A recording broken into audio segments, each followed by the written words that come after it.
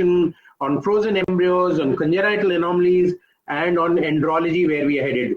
So we have six speakers today and tomorrow, 3 today and 3 tomorrow, all stalwarts, all of them have great experience. And the first one to go in today is going to be Rishikesh Pai, who will be talking on how to optimize follicular development, downregulation, triggering, and luteal support in IUI. So he's been given a huge task to compile all IVF into just 30 minutes. And none better than Rishikesh can do it. He's a pioneer, as we know, in IVF. He's a leading practitioner in Bombay. He runs a chain of Bloom IVF clinics, and at heart, he is one of the most gentle persons. And he's, of course, now the Foxy president. Over to you, Rishikesh Pai. So, it's been nearly now 30 years since I've started IVF, and one of the things I would like to tell you about Dr. Steptoe was he was my dad's friend. Dr. Steptoe was a laparoscopic surgeon, and his interest was not IVF, but his interest was laparoscopic, and he was one of the first to do laparoscopic sterilization in the world. And my dad was very much Dr. D.N. Pai. He was Padma Shri in family planning, and the first laparoscope was brought by my father to India when he was the director of family planning, and they started the sterilization KM Hospital, and that's how it all started. So coming from laparoscope for sterilization to laparoscope for IVF, of course that was the evolution. And down the road, baby was by natural cycle. Next slide, please. And down the road, we realized, and that was a landmark work from Norfolk, where I studied. I did my master's in clinical embryology and andrology from the Norfolk Institute, Eastern Virginia Medical School, where Dr. Howard Jones and Georgiana Seeger Jones had the first IVF baby. And that is where they started thinking of stimulating with human menopausal gonadotropins, etc. And that's how the idea of stimulation came in. And I remember there was this very famous book from Norfolk with the embryologist Lucinda Week, and it was a very famous. So when we started our IVF many years back, 3 decades back, that was the main thing. So if you look at the ovarian stimulation, it is for different purposes. You can have it for time intercourse, intrauterine insemination, assisted reproductive technologies, and fertility preservation. Next slide. So if the patient comes to you, you would do a workup, and mainly you do tests of AMH, prolactin, TSH. We also do rubella tests. If it is negative, we'll immunize her. We do biochemistry. And nowadays, I started doing expanded carrier screening. I've started offering it to my patients. I do a 3D ultrasound to rule out any pathology. We can do tubal tests, HyCO-C or HSG, male exam and semen tests, which Kishore will take care of. And then we try, if there's any abnormality, we correct the pathology. Next slide. So if you look at the, which modality to use for looking at pathology. So the 3D is very important because more than the 2D, the 3D ultrasound also can diagnose uterine malformations, which is not very accurate diagnosis with the 2D machine. Next slide. So if there is a pelvic pathology, what is our strategy? We correct the pathologies with surgery or medical therapy, following which we do IUR, IVF. However, in recent time, last 5-6 years time, we like to first take out the oocyte and create the embryos and freeze them.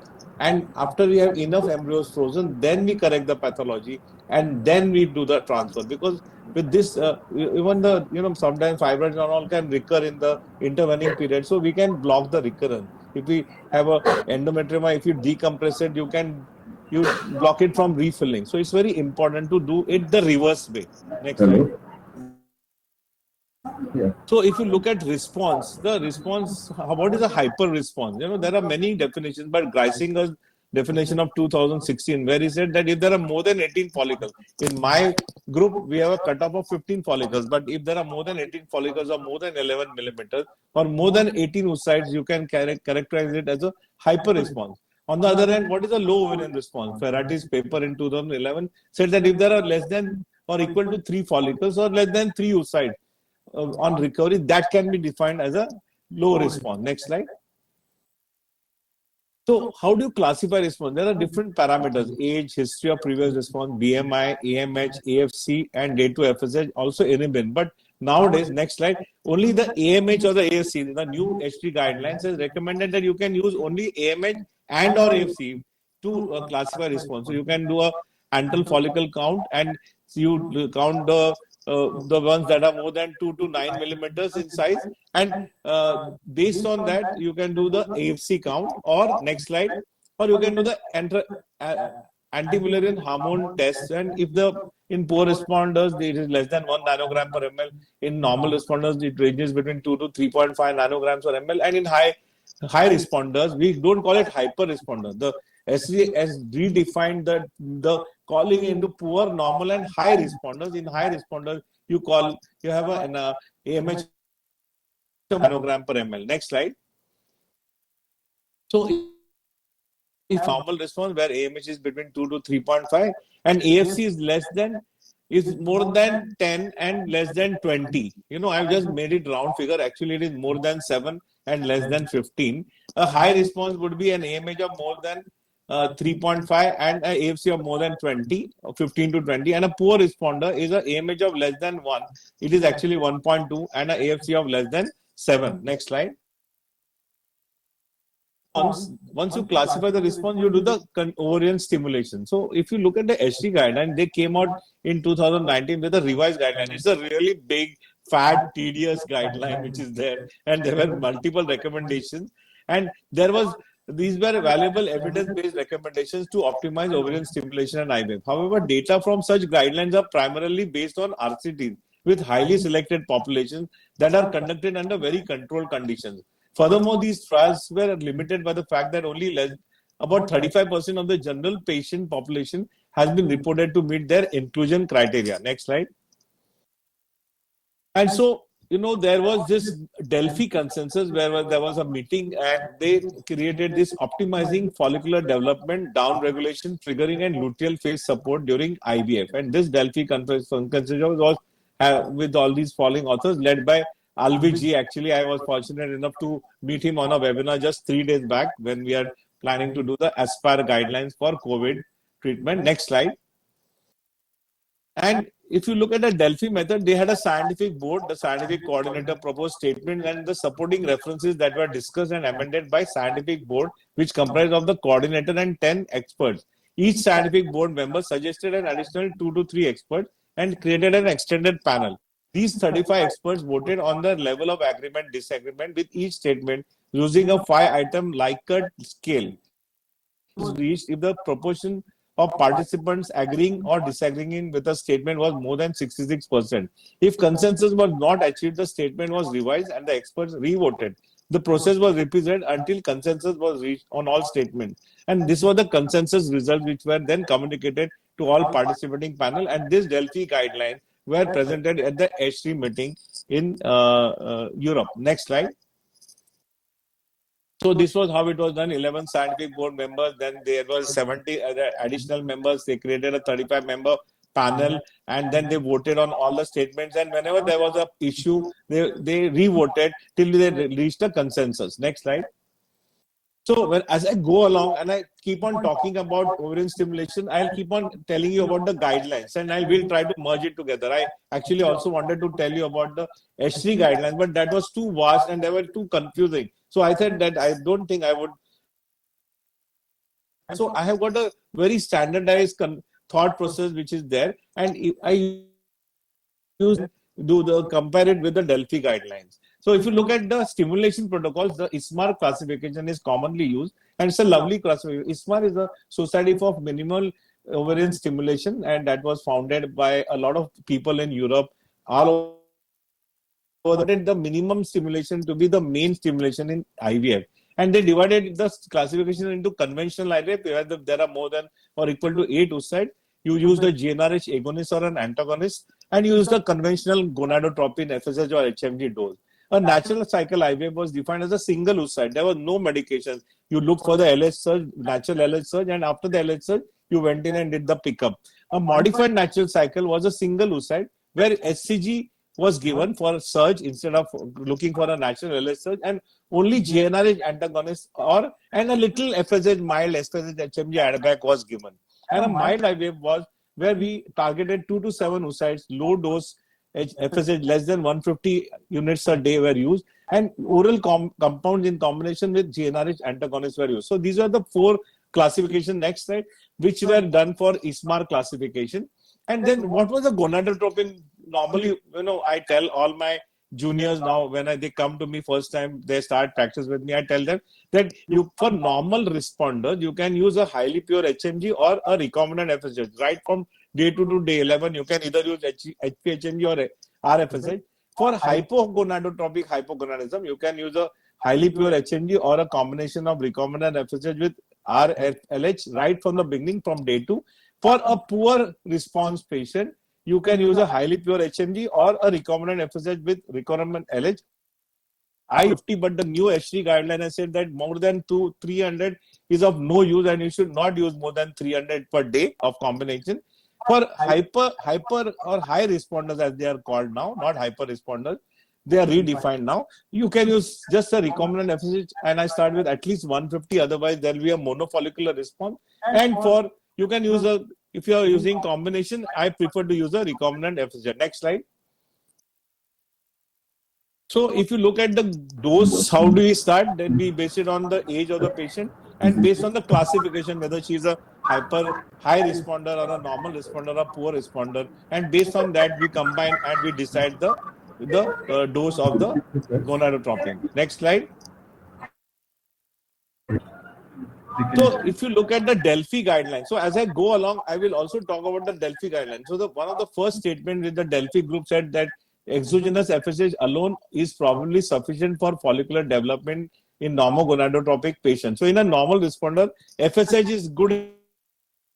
6% agreed on it.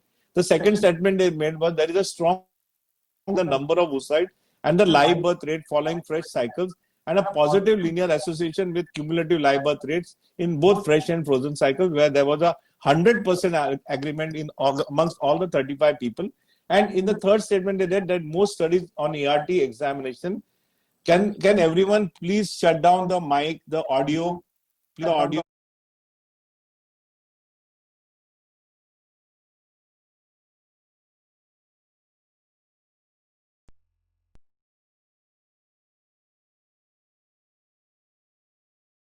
of pregnancy or live birth are highly informative, yet there is a scarce data on cumulative live birth rate. And there was an agreement of nearly 86%.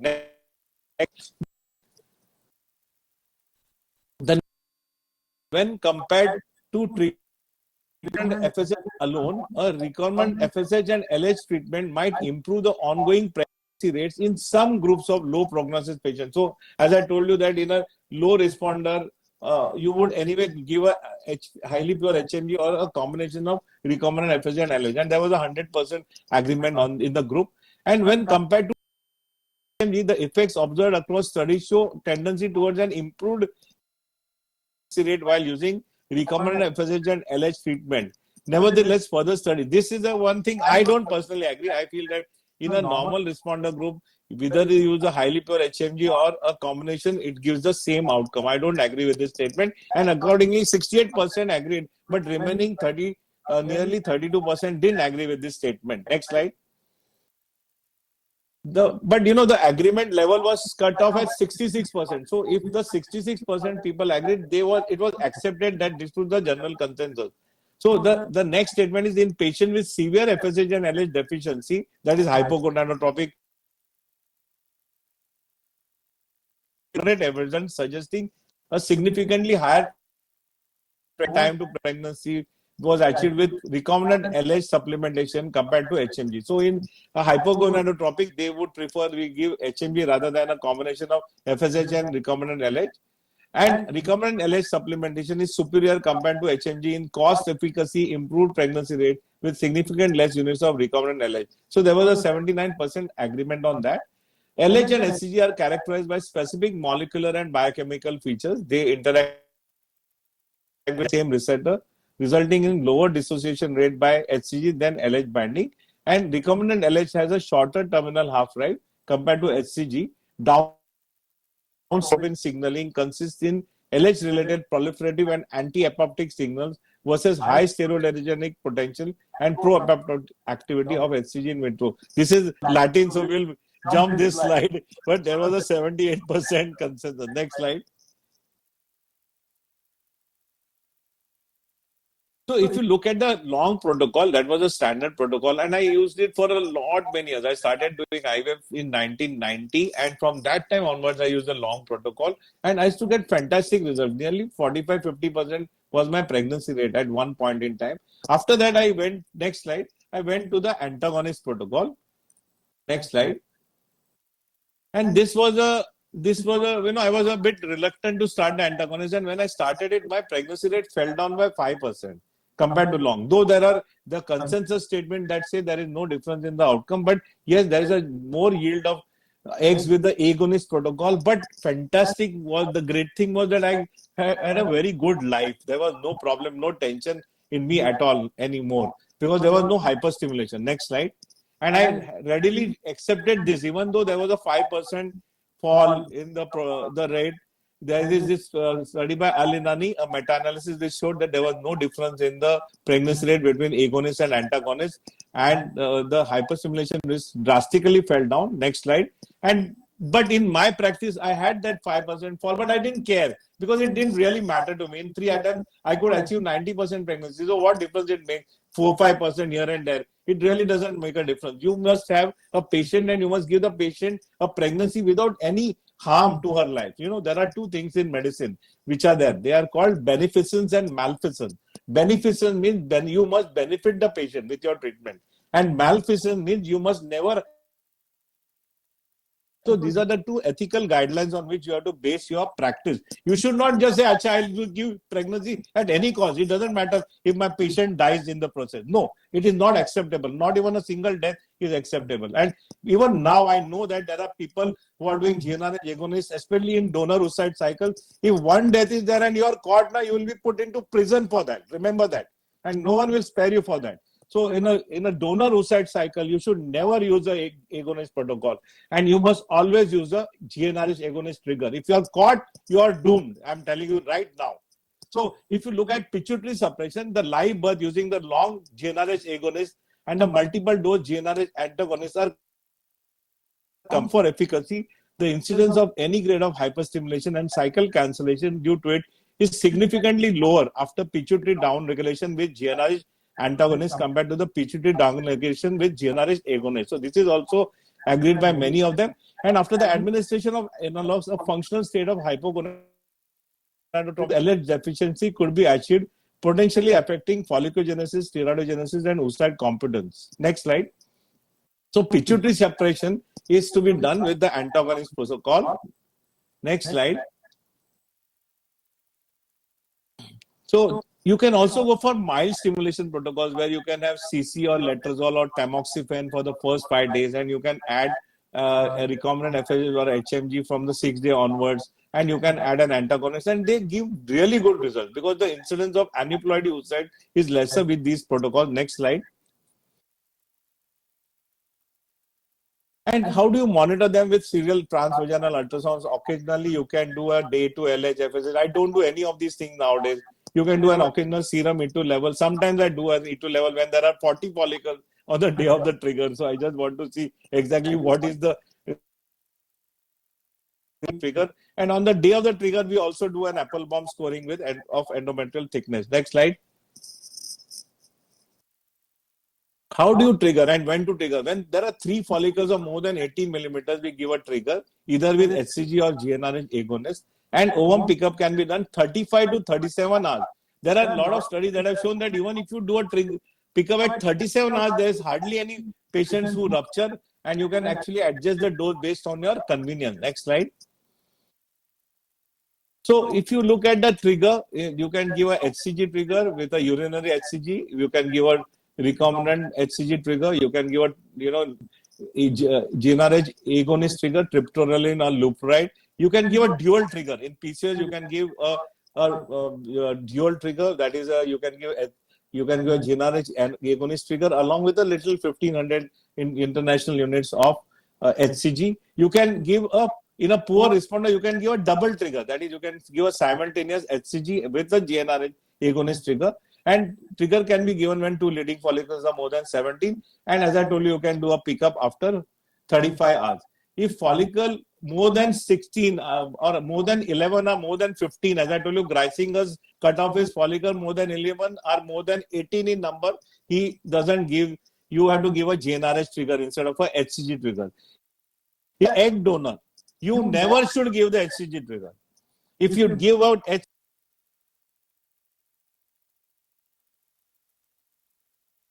will go in jail.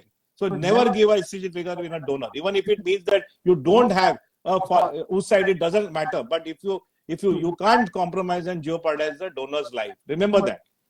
You can also use Doppler evaluation during an ERT cycle, but this has not shown to be that efficient. You can look. There are people in our country who swear by the Doppler, but in our unit we have never used the Doppler in our life for looking at the ovary at all. Next slide. So there is a new paper by Yu et al. In 2018 where he has shown that total of 14 articles were included in the current review. The results were very heterogeneous, though there is evidence that measuring perifollicular blood flow, PFBF, could be a good prognostic marker for oocyte and embryo quality, but even more for pregnancy rate after IVF-ICSI. This finding is not observed in studies concerning IUI. So there is a role. And maybe in the future, the younger generation that is coming up will refine the Doppler and can exactly predict when to give the trigger. But it really doesn't matter. When you have too many oocytes, you give the trigger, you'll get some good ones, some bad ones on any particular day. So it doesn't really influence the outcome. Next slide. Triggering. So now let's go to the Delphi consensus again. So what does the Delphi consensus say about the trigger? The use of recombinant HCG or urinary HCG efficacy for triggering final oocyte maturation during controlled ovarian stimulation protocols, and it represents the gold standard in fresh cycles. And there was a 96% agreement on that. Then they said in the modified natural cycle of frozen embryo transfer in patients with regular ovulatory cycles, the HCG trigger demonstrates controversial efficacy compared to monitoring the LH peak or other such as hormone replacement therapy to optimize natural ovulation in endometrial preparation. What they are saying is that when you do a frozen embryo transfer, different techniques are used. Like what I use is I'd give a shot on day 21 of a depot preparation, then on the first day of the estradiol valerate, and then we start the progesterone and do the transfer. But many people, what they do a natural cycle, and when the bleeding follicle is 18 or 20,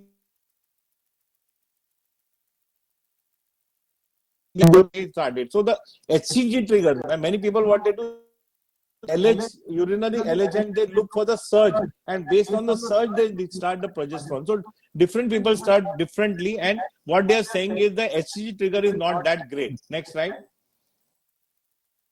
So the next statement was, compared to the HCG trigger, due to an additional FSH surge and the different effects of LH on HCG on the downstream signaling, that combined administration of HCG and a GnRH agonist, that is a dual or the double trigger for final oocyte maturation, in a recent meta-analysis found significantly higher pregnancy rate with dual trigger as compared to HCG trigger. It could represent a valid option, but further additional evidences have to be still provided to commend this approach as a first line of treatment. And there was a 70% agreement on that.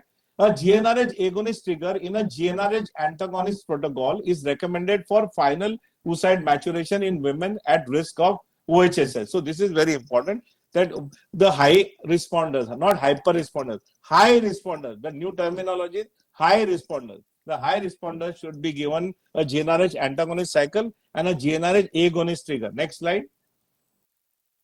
So if you look at the three options, after you have a high responder, you have a lot of follicles, you give an agonist trigger. After that, you can do intense luteal support and transfer the embryos. You can give a dual trigger and also transfer the embryos, or you can freeze all. Next slide. Can you have the next slide, please? So you can do aggressive luteal phase, and in this aggressive supplementation gives a 27 to 30% of pregnancy rate. It is not that it doesn't give that 27 to 37. So you may, if you want to transfer the embryos with a GnRH trigger, you can achieve pregnancy. It may not be as great as a normal cycle, but you can get a pregnancy. Next slide. Next slide, please. And this is Humadun's paper, which he showed that you can give GnRH agonist trigger with 1500 hcg, and you can still achieve a pregnancy in the same cycle rather than freezing all. Next slide. And but the Greisinger study of 2011, it was a landmark study where the study had good result with FET and good ongoing pregnancy rate. It observed 3 cases of moderate high. So the freeze all and eating the next cycle is the best way to go. Next slide. OHS is prevention by segmentation. This was the approach propounded by Papanakoli and 4 new modalities: GnRH antagonist protocol, GnRH agonist trigger, vitrification of embryos, and single embryo transfer or dual embryo transfer in the next cycle. This totally avoids hyperstimulation. Next slide. So what about luteal phase support? So the Delphi consensus said vaginal progesterone therapy represents the gold standard approach for luteal phase support after IVF. You have got IM, subcutaneous, gel, blah, blah. So progesterone vaginally, and 75% people agreed for that. Next slide. And they also said that the GnRH agonist injection in a luteal support can improve the pregnancy rate. So there was a controversy on that initially. The addition of GnRH agonist injection to progesterone in luteal phase support appears to improve outcomes. So only 50% said, yeah, okay, no problem. So they had not reached 66%. So they had a rediscussion on this issue. And finally, on the revote, 67% agreed to this statement: addition of GnRH agonist injection to progesterone in luteal phase support appears to improve outcome. Nowadays, mid-luteal GnRH agonists are frequently introduced in addition to progesterone for luteal support. Next slide. So the last comment on luteal support was addition of progesterone in luteal phase support pregnancy outcome in GnRH agonist trigger fresh embryo transfer cycles, and 68% agreed to that. Next slide. So if you look at poor ovarian reserve, it is defined based on 2 criteria. Next slide. The one was the Bologna criteria, and which was based on age more than or equal to 40, previous poor ovarian response to stimulation less than 3 oocyte, or abnormal ovarian reserve test, AFC less than 7 or AMH less than 1.1 nanogram per ml. But later on, Poseidon stratification was created and it was aimed at clinical management by considering the most important prognostic factors and stratifying the women accordingly. And so the Poseidon criteria was derived, which was group 1, 2, 3, and 4. I will not really go into it. Next slide. So androgen testosterone gel, a lot of studies have shown that it really makes a difference. Next slide. And so does a hormone in the cycle when you are stimulating a poor responder. Next slide. And you can see there are a host of options. I personally like to use 300 of recombinant FSH and 150 of LH with an antagonist protocol, but the agonist long protocol, probably the long protocol, this is the only place where the agonist GnRH long protocol may give a better result. There is a controversy on that, but there is a possibility that it may give a better result than the antagonist protocol. But antagonist protocol is more convenient. Next slide. And nowadays, this is what we do, a duo-stim protocol. That is, you do a follicular phase stimulation as well as a luteal phase stimulation. And there's a wonderful paper that has come in Fertility Study in 2020 where you stimulate the patient, give a GnRH trigger, do a retrieval, don't touch the follicles that are lesser than 12 millimeter. And again, in 5 days, you stimulate the patient, again do the dual stimulation. They have shown an increase of nearly pregnancy rate from 8% to 15%. Next slide. So you can also do mild ovarian stimulation, and this is a new paper by Datta et al. In RBM Online 2020 where they have shown mild ovarian stimulation giving similar outcome to a conventional ovarian stimulation in poor responder patient. Next slide. And you can also, for this patient, you can also do ovarian rejuvenation by using intraovarian PRP or intraovarian stem cell or ovarian tissue activation. Next slide. Which can be either by ultrasound guided or laparoscopic guided or transfemoral catheterization of ovarian vessels. It's just like a simple, when you're doing fibroid embolization, Instead of catheterizing the uterine artery, you catheterize the ovarian vessels and inject the bone marrow derived cells into the ovarian artery. Next slide. And you can use PRP. I don't want to get into how you do the PRP, but recently we have our first ovarian PRP baby, which was born 2 weeks back. This patient came to us with 2 failures of ovarian stimulation. Then we did a laparoscopy, injected the PRP. Following that, did 2 stimulation, accumulated 1 embryo in the first cycle, 2 embryos in the next cycle, and gave the pregnancy. Next slide. And this was the data that came from US. Injection. I don't like to do transvaginal injection primarily because ovary volume is very small and we don't know whether we have really gone into the ovary or not. Plus, we have to inject 5 ml of PRP in each ovary, so it becomes difficult. But this is a very good paper which has shown in 4 patients, all of them are menopausal, and he reactivated them and could create blastocysts from the PRP injection. Next slide. And this can also be done for fertility preservation for cancer patients. I get a lot of these patients. You can do embryo cryopreservation, mature oocyte preservation.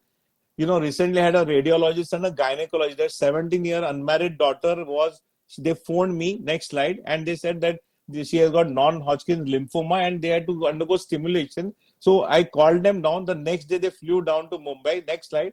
And what I did was I looked at the, you can have various protocols you can use for stimulation. If there's a breast cancer, you should use a combination of gonadotropin with anti-estrogen like letrozole or tamoxifen.